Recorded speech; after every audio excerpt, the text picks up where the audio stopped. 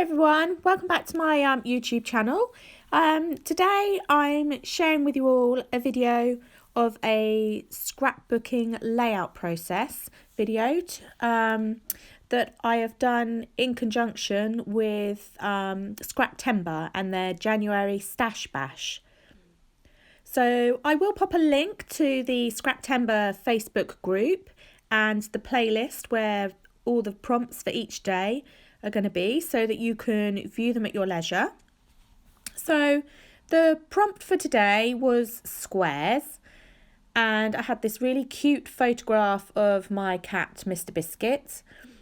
I love my children dearly, but I also love my cats a lot as well. Well, animals in general, but especially my cats. And this little man has definitely got something about him that just makes him too adorable. So I quite like to scrap square photos anyway. So that was the basis of my layout, to use a square photo. And in my stash, I had the gorgeous Heidi Swapp Honey and Spice collection. Now I saw these for sale and I just absolutely loved the colours of them. Completely against what I would normally use colour scheme wise, but they were just calling out to me, as all of you probably know, in terms of buying scrapbooking bits and bobs. So they've been sat in my drawer for sort of 3 or 4 months or so, and I decided it was time to scrap and bash that stash. So with no further ado, I pulled the papers out of the drawer and decided that I would do like a bit of a grid layout and cut all my pattern paper bits that I was going to use into squares. I think they were 2.5 inch by 2.5. I'd pre-cut that before the video because you really don't need to waste time watching me cut paper. You all know how to do that. So cut them all 2.5 by 2.5, and I just thought the colours really complemented the patterns and markings on my cat as well. So as you can see, I did a bit of a mixed media background to start with some Distress Oxide inks. They were the spray, so I just put some of that on the back for a bit of added texture. Framed my photo of my cat, and then decided where I wanted to put all the squares of paper on the layout. I didn't want it to be like the overall effect to be really square, so it's quite nice as you can layer them up and break up that harshness of the lines as well by layering them slightly. So although I've used square papers, I've still got a bit of a diagonal feel to that layout there. So then really it was just a case of sticking them down. I did add some stitching with my sewing machine around all of the squares, not necessarily precisely. I just sort of went willy-nilly, a bit patchworky on it, just to add some extra texture to those squares. And I also roughened up the edges of all those squares as well with my scissors, just to give it another little bit of interest and texture to the page. So some of those squares were then layered up with foam pads, and then really it was just a case of adding all the little embellishment touches to my layout, and a bit of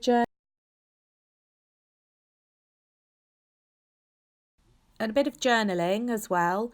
So in the packs they had these gorgeous vellum flowers, and I've used the title there, Adore, to cover up some of the adhesive on the vellum, but I stuck those vellum flowers down with glue dots because I find that way you don't really see your adhesive through the transparency on that. And it also added a little bit of softness to those squares that I placed on the layout. So just having a fiddle around and determining where I want to put a few little extra bits, and a little tag there, a label tag to put my date on, and then just adding the title on there, and I attach that with glue dots as well. It also just helps it raise slightly off of the layout, which I quite like. A little bit of added depth to the layout. So just doing those bits there. And then I also decided that those square blocks of paper in the background were quite large as well, and quite big blocky bits. And I just wanted to try and soften the page just a little bit, because Mr. Biscuit is a big softie. He's not a big bruiser. He's quite small for a male cat. And so I just wanted to soften it and give it a bit of an edge. So I did see in a bit further on, I also cut out some very, very tiny 1 centimetre squares from my pattern papers in contrasting colours, and added some of those around the layout and on top of those bigger squares, just to break them up a little bit. So a little bit of added ink splatters with my Distress Oxide spray. Really like that effect, because as it dries it softens really nicely and has like a chalky look to it. So here you go. I'm just cutting off some centimetre squares from some of the paper that coordinates with it all, and they're the ones that I will then use, and I've stuck those on again with glue dots too. So that's about it really, just a few little finishing touches. I'll leave you to watch the rest of the video and enjoy. I think I forgot to say to you that Scraptember, it's a scrapbooking Facebook group, and for all of the month of January they are doing a prompt a day to help you bash your stash. Sorry, not stash your bash your stash.